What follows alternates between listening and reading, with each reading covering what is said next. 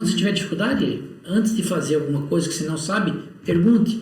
Antes de fazer alguma coisa que vá colocar em risco a tua saúde, pergunte. Ou que não está no POP, né? Não está no procedimento. Pronto. Agora, eu preciso que você siga as regras. E aí, você não seguindo as regras, a gente tem medidas para tomar.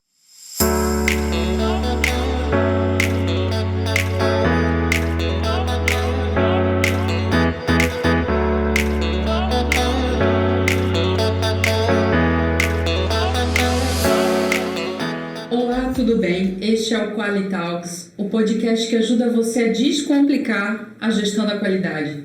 Eu sou Adriana Sartori, redatora do blog Qualidade Simples. E eu, Ivan Gonçalves, especialista em gestão da qualidade. E nessa temporada, você está no Divã com o Ivan. Você trazendo para a nossa terapia os dissabores e desventuras que vivem na gestão da qualidade. Vamos lá então, Ivan. O tema do nosso segundo episódio é ainda muito vivo em várias empresas. É um tema também pesado, pode ser pesado para muitas organizações, para muitos setores da qualidade lidar com ele. É um assunto sério para muitas organizações também, que é a tal da cultura da punição, né? Tem gestor, tem líder que acha que se você não punir um operador que cometeu um erro, e aí a gente está falando de erro involuntário, né? Não erros de má fé, né? Acha que se não punir, a pessoa não vai fazer direito, né? Enfim, tem essa cultura de olhar o erro pelo viés do profissional que o cometeu, né? E não do processo.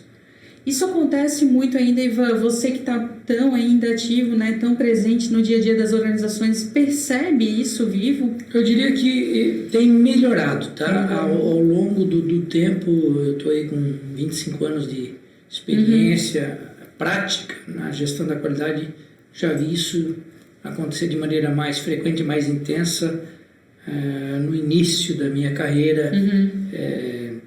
E ao longo desse tempo isso tem ficado mais atenuado, o que é bom, né? Ainda existe, obviamente, muito reflexo do perfil do próprio dono da empresa ou do gestor. Sim. Que carrega ao longo desse tempo aí suas inseguranças, suas fragilidades e projeta tudo isso em cima do profissional e não do processo, né? Então, você já colocou bem aí uma das coisas que a gente precisa discutir um pouquinho melhor nesse nosso episódio de hoje. E a grande tese é: se não punir, não funciona, não vai ter mudança comportamental, vai continuar a errar, né? Mas isso melhora de fato o medo, né? Criar uma consequência, às vezes, né? Uma penalização ali que pode afetar o dia a dia do colaborador. Que consequências isso traz para a empresa, né? Conserta alguma coisa, afinal? Vamos lá. Eu diria assim, eu já vi, é muito comum ouvir a frase, eu treinei, vamos pegar no caso operacional. Sim. Eu tenho um procedimento operacional, foi treinado, a Adriana está lá executando uma ação, foi contratada, foi treinada, e aí ela começa a absorver não só do treinamento, né, a maneira correta de executar, começa a observar e absorver os vícios da equipe, né? Não faz desse jeito, faz de qualquer jeito, não faz sem ninguém dar bola. Então, e aí, em algum momento, a Adriana comete algum erro, e aí esse erro é identificado, se faz toda uma análise e se projeta o problema no colaborador, na Adriana. Ela já foi treinada, treinou uma segunda vez, ela comete uma segunda vez o erro. Aí a gente ouve a frase clássica: não adianta treinar, treina, não muda, tem que mandar embora. Rasa essa análise, né? Eu já tive um caso bem pontual numa empresa em que o operador fazia um procedimento errado ou deixava de fazer uma coisa que dizia no procedimento, e eu estava do lado do líder. Aí ele falou para mim: esse profissional aí, já cansamos de treinar, que ele tem que registrar a informação e ele não registra. Eu falei: vamos lá conversar com ele? Então, conversei e tal, e aí eu perguntei: deixa eu ver os registros da semana passada. Não tinha. da semana anterior, não tinha. Aí saímos, ele falou assim, tá vendo? Esse é um cara que tem que mandar embora, porque treina e não adianta. E aí eu falei assim, tá, cara, mas ele tá aí há 2, 3 semanas sem gerar o resultado. Quantas vezes você que é líder da linha passou aqui para ver? Eu não tive tempo. Eu falei, pois é, então ele tá carecendo aqui a falta de acompanhamento. Então é muito fácil projetar um desvio no colaborador. É muito fácil. E aí eu entro na resposta efetiva da tua pergunta. Quais são as consequências disso, né? Porque você projeta no sujeito, sem analisar a causa, a raiz do problema, você projeta no lado mais frágil o efeito desse desvio. Você começa a trazer vários problemas. Primeiro, desmotivação. Estou sendo punido, eu estou sendo advertido. Uma empresa de cosmético que eu prestei consultoria, a punição, a palavra era essa, adverte por escrito. Por quê? Porque o profissional, o dono da empresa, acreditava que advertindo uma vez, advertindo duas, ele tinha proteção trabalhista para demitir o cara. Aí eu falei aí nós não vamos nunca criar uma cultura de time unido, nós vamos criar sempre uma cultura de afastamento, porque você começa a trazer desmotivação para o profissional, você começa a trazer o senso de injustiça. Pô, eu errei, mas a regra não está clara, não me foi explicado, ninguém veio aqui me dar o apoio. Então, você começa a gerar, em alguns casos, já vi isso, sabotagem.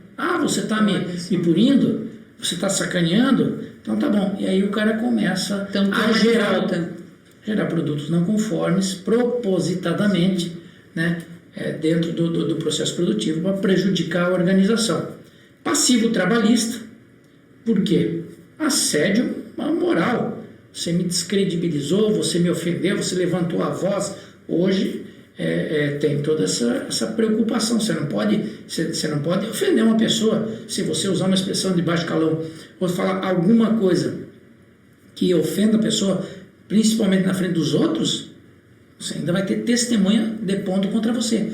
Então é uma série. E um dos casos, as pessoas abandonam o emprego. Elevado turnover, abandono de emprego. E aí, consequência dessa consequência, custo para a empresa. Porque para treinar um profissional, treinar é uma fortuna. Para manter esse profissional, para ele ter o tempo de ele começar a entregar os resultados para a empresa, demora um pouquinho. E aí você manda o cara embora. Então você joga tudo na terra. Dinheiro, né? Joga dinheiro fora. Em última instância, ela perde até. Então são consequências muito pesadas e negativas para a organização. Sim. Eu fico me perguntando como é que seria uma maneira saudável de a organização lidar com isso. Porque os erros nos processos, eles vão acontecer. Acho que é até o Deming que fala que o processo, ele vai, por mais que ele esteja bem desenhado, né, e acredito que na maioria dos casos das empresas que vivenciam essa cultura, o processo pode estar bem desenhado, ele vai ter desvio em algum ponto. É natural. O natural é o desvio, não é o processo correto. Porque ele é feito por pessoas. Exatamente. As pessoas erram, né? Às vezes tu não está num bom dia, às vezes, sei lá, tu distrai, né? Exatamente. Enfim, às vezes falta um colaborador e você coloca outro naquela posição que não está tão bem treinado. Enfim, várias causas levam ao erro. Então, como é que a organização poderia lidar sem apelar para a punição com os erros? Porque, afinal de contas, uma verdade em conteste aconteceu o erro, a gente precisa lidar com ele. Né? A gente não quer dizer que não punir o profissional seja simplesmente errou, vida segue. Não é assim. O erro tem que ser tratado. Como? Olha só, a palavra punição, primeiro, ela tem que ser substituída por responsabilização.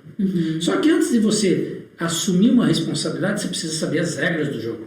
Sim. Eu orientei uma empresa na área de RH que muitas vezes se atenta somente para o aspecto normativo. Aí eu preciso definir as competências da Adriana e eu preciso assegurar que elas foram implementadas. Só que começa muito antes. A Adriana assumiu um cargo de operadora de produção. Vamos imaginar. O que diz essa descrição de cargo? Quais são as responsabilidades da Adriana? Então, a Adriana precisa conhecer. E aí nós já temos o primeiro gargalo. O RH, alguns RHs, a maioria, digamos, não mostra para a Adriana a descrição de cargo dela. Qual é o problema de mostrar quais são as minhas responsabilidades? Então, o RH, infelizmente, em várias empresas, tem esse bloqueio. Não posso mostrar a tua avaliação de desempenho. Não posso mostrar a tua avaliação de desempenho. Eu sou a parte interessada, eu preciso saber, eu preciso ter o retorno da organização. Então, falando de uma maneira macro, mais objetiva, primeiro, o RH precisa definir claramente, ou a empresa precisa passar claramente para o profissional quais são as suas responsabilidades. Segundo, quais são as regras do jogo? Você vai ser treinado, você vai ser acompanhado. A partir de determinado momento você não vai mais ser acompanhado. Você vai ser acompanhado com frequência, mas não no dia a dia. Eu passo uma vez por semana, tem uma frequência, etc. Quando você tiver alguma dúvida, quando você tiver alguma dificuldade, procure teu supervisor. Não faça nada que ponha em risco a tua segurança e que ponha em risco a qualidade do produto. Não faça nada. Estou dando exemplos de regras que podem ser estabelecidas. Quando acontecer o primeiro desvio, nós vamos analisar e nós vamos retreinar você, nós vamos entender a causa. Quando acontecer o segundo desvio, a gente vai ver o que está acontecendo, tal. E se for algo recorrente e a gente vê que os treinamentos e que a competência não está sendo assegurada e que você ou não está conseguindo entregar aquilo que a empresa precisa, ou a gente faz um job rotation, te coloca em outra posição, ou a gente desliga. Porque a empresa precisa ser transparente também. O que a empresa contrata de um profissional? Ela contrata duas coisas: competência e o tempo. Você paga para ficar das 7 às 17 aqui com a gente e para aplicar a sua competência em prol da organização. Então, se eu estou pagando por isso, eu quero que você me entregue isso. O tempo você entrega. Querendo ou não, você está ali, né? Imaginando que você vai trabalhar, né? E a competência eu preciso desenvolver e acompanhar. Se a Adriana não está entregando, eu me antecipo. Adriana, vamos fazer um treinamento aqui e tal. Então as avaliações de desempenho são muito boas nesse sentido.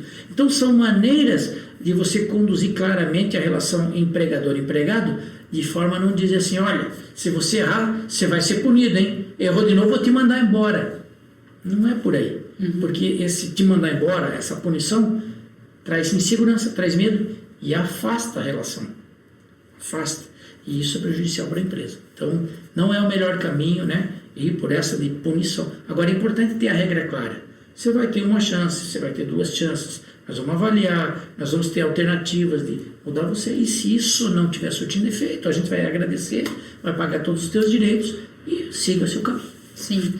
Agora, minha pergunta é, e a qualidade, né? Ela pode fazer, digamos, esse plano, implementar tudo mais, como é que ela convence, né, a direção, ou enfim, né, outras lideranças, de que esse é o caminho? Como é que ela pode, que estratégias aí a qualidade pode utilizar, o gestor da qualidade, para dizer, gente, o caminho não é esse, a punição? Tua pergunta é boa, mas não faz parte da qualidade. Isso não é papel da qualidade. O papel da qualidade é verificar se a área, ou o setor, ou o departamento, ou o processo RH está desenvolvendo as competências. Esse é o primeiro ponto. Sim, as competências, as pessoas estão sendo treinadas, existe descrição de cargo, elas estão sendo acompanhadas, etc. Legal. Quando acontece algum desvio, isso eu estou falando uma conversa do gestor da qualidade com o gestor do RH. Quando acontece algum desvio, como é que é feito? É feito um retrabalho, etc. Deixa eu ver o procedimento. Tem funcionado assim, não tem funcionado assim? Porque quem tem que sensibilizar a alta direção, quando ela não está sensibilizada para isso, quem tem que sensibilizar que a punição não é o melhor caminho, é a área de RH. Normalmente gerida por uma psicóloga ou uma especialista em pessoas, tem essa formação nas áreas de humanas, então ela tem essa sensibilidade, etc. Agora, ela tem que se posicionar. Na empresa de cosmético, quem que se posicionava era eu. Quando a pessoa vinha, não, isso aqui temos que punir. Calma, nós não temos regras definidas primeiro. Então vamos definir as regras. Vamos comunicar as regras. Gente, existe aqui cenários que vocês... Vou dar um exemplo. Se você chegar alcoolizado, você pode ser... É uma lei trabalhista, protegida pela lei trabalhista, pela CLT. Se você chegar alcoolizado, você pode ser demitido por justa causa. Ah, sim. Uhum. Então existem ocorrências. Na primeira ocorrência, eu posso dar justa causa. Na primeira ocorrência, eu cheguei lá e errei. Eu não posso te dar. Eu preciso te advertir verbalmente, depois escrito. Então tem toda uma proteção jurídica, né, que a empresa possa precisar. Agora, quem tem que falar isso não é a qualidade. A qualidade tem que organizar e monitorar e fazer as partes conversarem. E cobrar do RH esse tipo de conduta. Porque se isso não for feito, Adriana, existem todos aqueles desvios, né? Sabotagem, descompromisso. Eu estou contando com a Adriana para fazer a produção hoje e a Adriana abandonou, ela não está nem aí. Quer mandar embora, manda embora. Tá? E aí ela não vem trabalhar. Quem é o maior prejudicado? É a organização. É a empresa. Entendeu? Né? Porque não é o melhor, na linha. Definitivamente, punição não é o melhor caminho. É talvez o caminho mais custoso, na verdade, embora às vezes a própria organização não perceba isso, porque não tem um modelo mais positivo, entre aspas, para comparar, né? Porque depois que ela percebe que ela consegue mediar de outra maneira essas situações, né, ela vai ter um saving aí, ela vai ter uma economia, né? Sem dúvida. E não só economia, né? Ela vai ter uma equipe mais satisfeita, uma equipe mais motivada para inclusive acontecer um desvio, dizer, não, vamos fazer uma melhoria aqui, vamos redesenhar esse processo, né, para justamente ser proativa na mudança também, isso, né, porque qualidade é isso, né, qualidade não vai ser o atributo só da qualidade, mas de quem está executando uma tarefa. Poxa, acho que isso aqui poderia ser feito de outra maneira, porque errei antes, né, vai lá, não, vamos mudar isso aqui, né. Palavras finais, então. A importância de definir claramente a regra e conversar. O que é combinado não sai caro. É uma via de duas mãos. Eu vou te dizer as regras que eu preciso para que você atenda a contento a minha empresa, a nossa empresa, né? Eu vou te fazer uma avaliação, você vai ser sempre avaliada, você vai ter toda a condição de ser treinada. Quando você tiver dificuldade, abrir espaço para você. Quando você tiver dificuldade, antes de fazer alguma coisa que você não sabe, pergunte. Antes de fazer alguma coisa que vá colocar em risco a tua saúde, pergunte. Ou que não está no POP, né? Não está no procedimento. Pronto. Agora, eu preciso que você siga as regras. E aí, você não seguindo as regras, a gente tem medidas para tomar. Nós vamos te retreinar no primeiro momento. Se você continuar tendo problema, nós vamos ver se podemos te encaixar em outro. E na pior das hipóteses, se a gente perceber que não há essa entrega, né, nessa via de duas mãos, a gente vai pagar todos os teus direitos e aí a gente vai buscar a substituição. Então, tem que ser franco. Não é trazer insegurança e medo, mas é dizer, olha, nós precisamos aqui que os resultados da tua competência sejam entregues. Nós vamos te treinar, mas nós vamos monitorar, né? Porque não adianta também, cara, ficar lá um ano sem passar na área, larga o sujeito lá, né? E o que a maioria das empresas faz? Nem faz treinamento, né? Vai lá, encosta lá do lado do operador e vê como faz, e etc.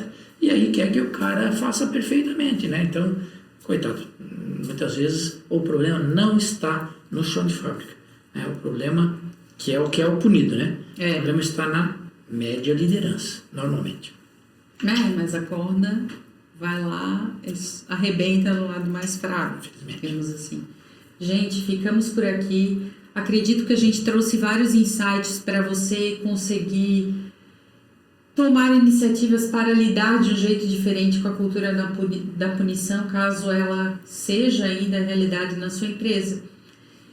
É isso, né, Ivan? Isso aí. Agradecemos a sua participação, contamos com você no próximo Qualitim. Siga o nosso canal, deixe o seu comentário, conte a sua história, porque vai ser um prazer para a gente continuar a discutir sobre esse e todos os assuntos. Tchau, tchau. Até lá.